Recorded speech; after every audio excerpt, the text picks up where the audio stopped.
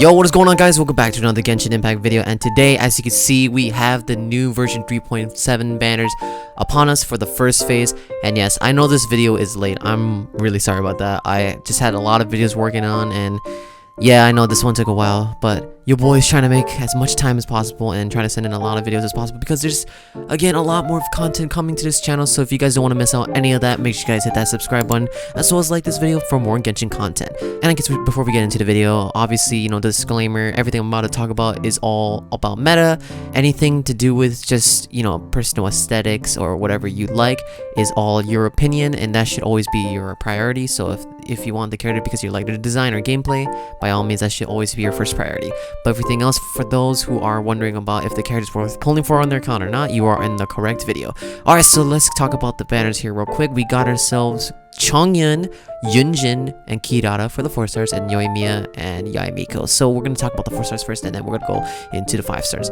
So actually, I'm going to go and break down the 4 stars pretty briefly, because just so that I don't end up making this too long. And I also have broken down the previous 2 rate-ups already, so if you guys want to see more of my in-depth, I guess, breakdown for those, you can check out my other previous banner videos where they were previously rated up, or you can ask down below in the comments if you guys have any other questions. Okay, so we got ourselves Chongyun, which honestly is just straightforward.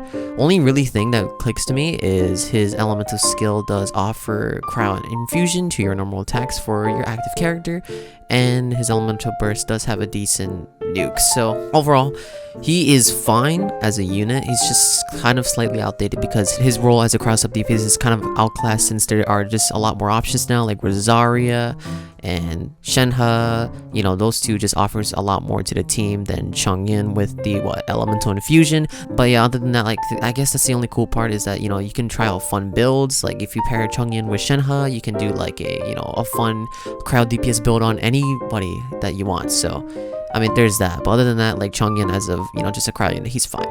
Yunjin, she is well known to be a normal attack damage buffer, and I gotta say, in my opinion, for her own niche, she's probably the best because of, you know, how much she does. The stat she scales from is defense, which, you know, we all know how RNG works in Genshin. Defense is their favorite stat, and it's not that difficult to farm for necessarily. She is also Geo of Elements, so you do have access to Geo Resonance, which, you know, is also extra defensive utility as well as extra offensive utility as well.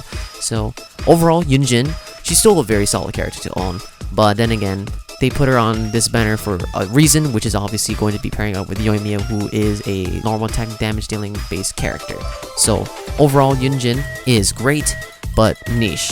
So I will only get Yunjin if you know what you are doing. That's about all I can say. Kirara, we still don't know too much into detail yet, but we do know what her general kit is, which she is, I guess in short terms, a Dendro Shielder. Is she going to be great? We don't know yet. All we can really hope for is her shield is going to be a solid shield that can maintain the active character's health, and if she can do that, then to me, in my opinion, she is a solid character to own as well. Which, you know, already Dendro as an element is an advantage because it's a pretty strong element as well. So we'll see about how she is in game, but for now, I would say Kirara, she's going to be a very nice Dendro defensive support that you could use on your Dendro teams. Alright, so now let's move on to the 5 stars. We got ourselves Yoimiya and Yae Miko. Let's start off with Yoimiya first. She is your fireworks expert, where she will be doing a lot of explosive pyro damage.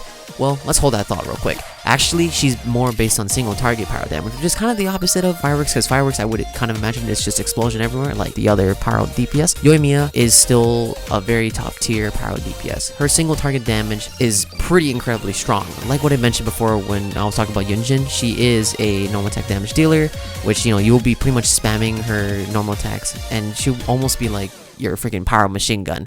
That's the whole idea of it. She also have his elemental burst, where she can give a little attack percent buff to your teammates. She's just mainly a very fun, spammy, range damage dealer, and only massive downside, which is her biggest strength, single target. She does lack AoE, so just do keep that in mind for those who are wondering about Yoimiya. But as a DPS, she's really convenient to use for ranged enemies. Very convenient, and also the fact that she is bold character too, you know, if you ever need the cases where you need to aim at a weak spot, like for example the Ruin Drake, you know, one of the recent bosses, it's very handy to have that kind of character on your account. I really like her a lot. This is more of a personal like preference. If you like her playstyle, then you'll be definitely loving her on your account. She's also very convenient to use in exploration, but then again, this is more of a preference type of thing. If you like that, then you like that, but if you don't, then you don't. Alright, so that is Yoimiya. Now moving on to Yae Miko. Well, she is the Electro Goddess, as you can see. Okay, well, aside from Red, she's a very solid character as well. What she does is very similar to what Fischl does, which for those who has no idea, Fischl summons Oz, dealing electro damage both on field and off field. Same thing as what Yae Miko does, except she can pretty much like consistently apply electro, so that's also really great. That I would say she has an advantage of over Fischl. She also has a very cool elemental burst ability where, you know, depending on how much elemental skill totems you have on field, you'll be able to deal extra AoE electro damage based on how much totems you have on field from your elemental skill, which is very cool. Again, I'll describe more into detail on both of the 5-star characters gameplay in the next upcoming video, so stay tuned for that. With that being said, for Yae Miko's combat, her synergy as of right now is actually a lot more flexible lately because of how one of her passives from her elemental skill scales with elemental mastery, which as of lately Dendro scales heavily with elemental mastery, so she now has a lot more team compositions than she did before in her initial release. So overall, this brings Yae Miko full value.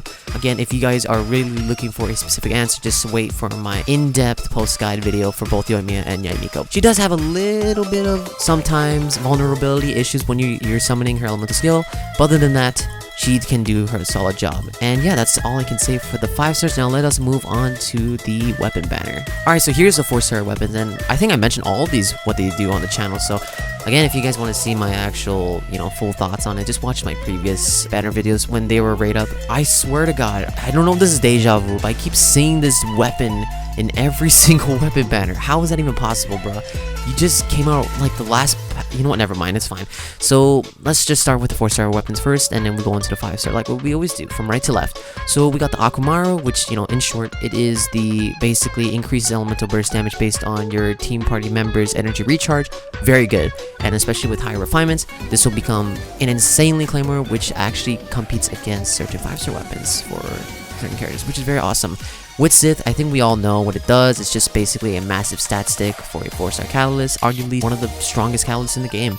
Dragon's Bane, it's kind of like an elemental mastery stat stick as of right now. I think it has one of the highest in the game. As a 4-star too, it's pretty high. And the passive is it does like encourage buffing pyro and hydro damage, which is very nice for certain characters like Hu Tao. And Flute, honestly, don't even bother using it. It's such an outdated weapon. Rust, only really, in my opinion, one character could use this, which is Yoimiya, unless, I guess, you are interested in physical DPS bow, which, why? But other than that, like, this bow, in short, it just buffs normal attack damage, which is perfect synergy for Yoimiya, obviously, right? So this is honestly the only reason why they even put it on here is for Yoimiya.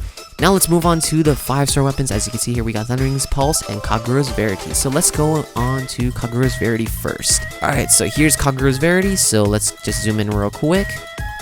And let's see the stats here. We got ourselves base attack at 608, crit damage 66.2%, so mid-range base attack, but crit damage is also pretty good too.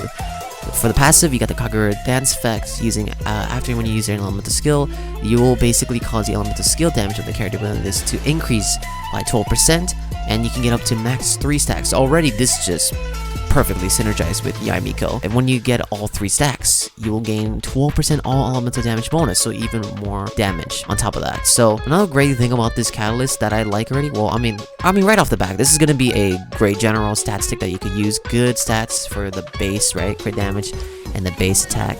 Now, what's even cooler is there's some other characters that could really use this, like, for example, Nahida. This is, I believe, her best in slot in terms of damage, so that's really cool if you want to, like, increase Nahida's elemental skill damage, or any other characters overall, like, just extra damage that you can just gain from here. Yeah, this is going to be a very good catalyst for you to pick up, but is it obviously, like, a worthy pull to pull for?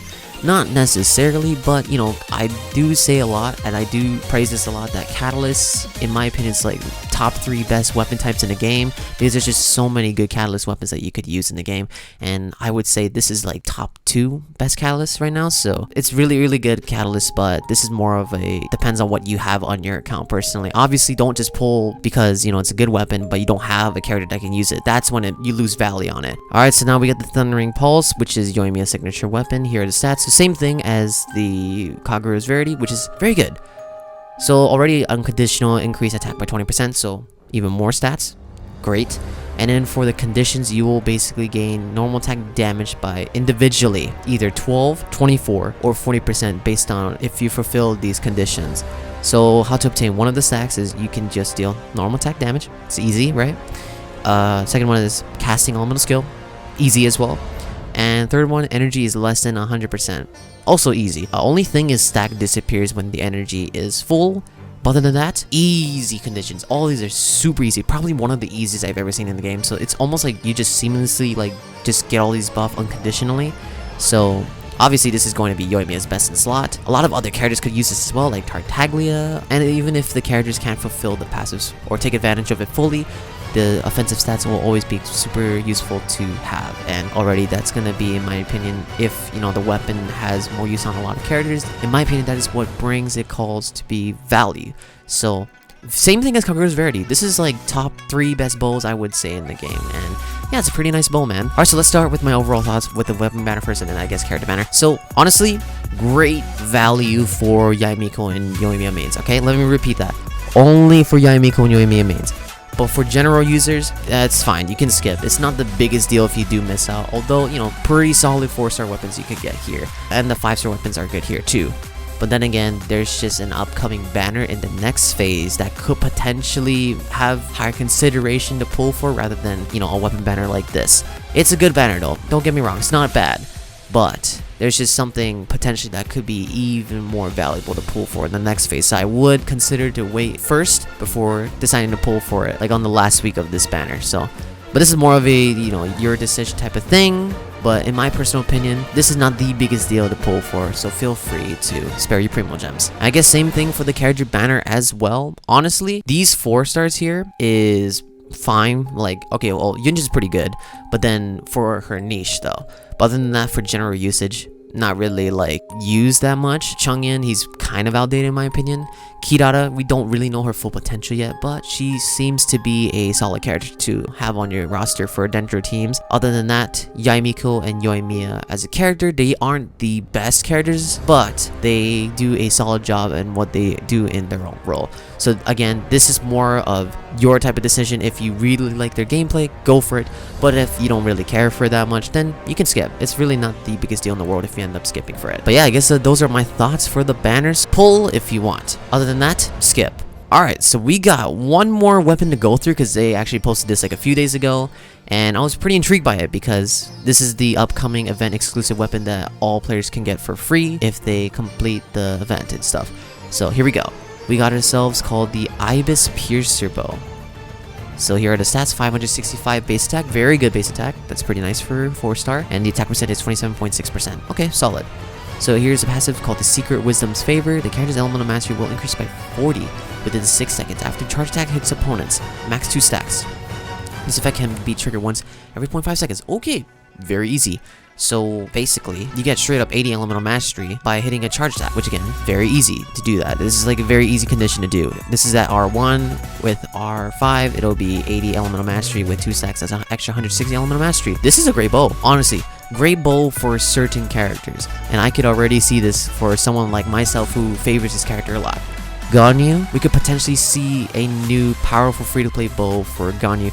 Only for melt builds though, specifically, not for freeze. I could also see this being good on Tighnari as well. Extra 160 elemental mastery is quite strong, you know? So, this weapon, I'm liking it. It looks pretty nice, so we'll see how it goes though, but other than that, very solid, man.